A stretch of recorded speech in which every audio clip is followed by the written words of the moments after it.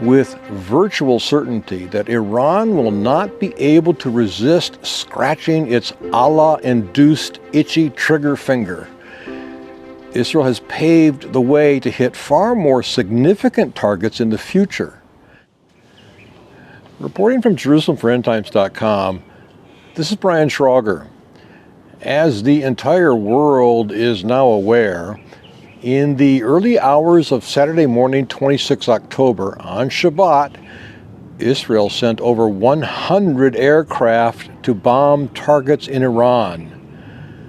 Tehran's first response was to shrug, clearly claiming, it was no big deal. Like an unfocused camera lens, at first it was not clear what Israel had hit. What did it accomplish? It was clear, however, that it had not targeted Iran's nuclear program or its oil production and export industries. On Sunday, one analyst in Israel suggested Jerusalem had missed a quote-unquote golden opportunity to cripple the Islamic Republic's nuclear development program, which, according to several reports, is at a point where it could build a nuclear weapon in 10 to 30 days. Another journalist here suggested that Israel's apparently mild attack has created a quote-unquote new normal with Iran, whereby it can launch ballistic missiles at Israel whenever it wants, knowing that Jerusalem will not make a meaningful attempt to stop it from doing so. The prevailing explanation for Israel's restraint in hitting these sites is that it complied with intense pressure from the United States to not attack them. So what did Israel accomplish? What targets did it hit? And what next? Is this it? Will Iran back down? Will peace bloom like a rose with Iran, with its proxies, with Hezbollah in Lebanon, Hamas in Gaza, the Iran Revolutionary Guard Corps in Iran, Syria, and Iraq, with Houthis in Yemen, with terror cells in the Palestinian territories? The United States seems to think so. Toward that end, and in anticipation of Israel's strike on Iran, U.S. Special Envoy Amos Hochstein and Secretary of State Anthony Blinken made their way to the Middle East. On Monday, 21 October, Hochstein showed up in Beirut, while the next day Blinken landed in Israel. Their objectives? End the wars with Hamas in Gaza and with Hezbollah in Lebanon. Remember Dr. Jonathan Spire? We met him last week. A few days ago, he published an article in The Spectator, a prestigious magazine in the United Kingdom. In it, he noted, quote, Lebanon is unable to implement or enforce any decision about anything because, in fact, it's not a government at all, lacking any ability to command the only military force within its border, which is run, created, and operated by Hezbollah.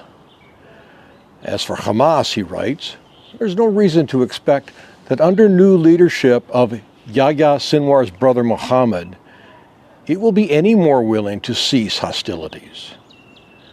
Jonathan's conclusion? America's current shuttle diplomacy is likely to yield little, saving the generation of extra air miles for Mansour's Hochstein and Blinken. On the ground, Israel is prevailing against Hamas and against Hezbollah, but neither one is backing down.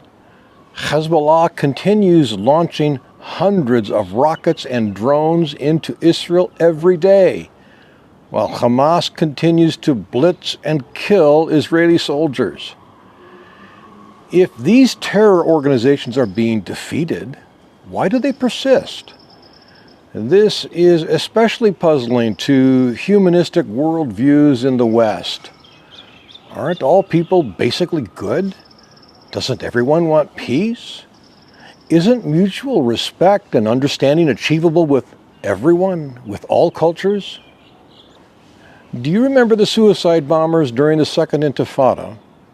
And terror attacks ever since by stabbing, ramming, shooting innocent civilians?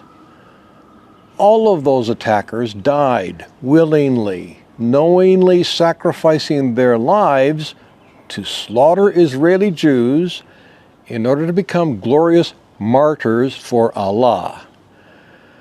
Hezbollah and Hamas are just the same. They continue to fight, expecting to die, wanting to die, believing they are engaged in an Islamic holy war in which their sacrifice, their quote-unquote martyrdom, will bring immense honor in Allah's paradise.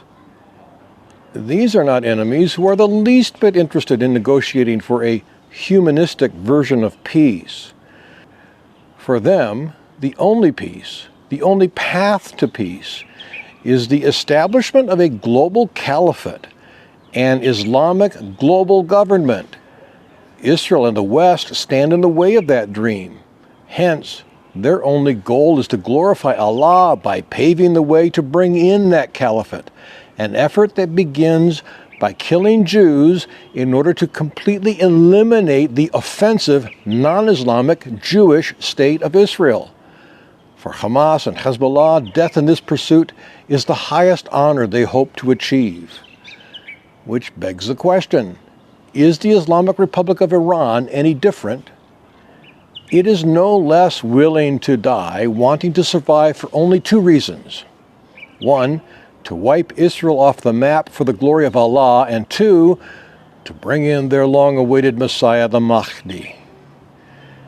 Is it possible to negotiate peace with Tehran any more than with Hezbollah, with Hamas, with IRGC holy warriors, with the Houthis?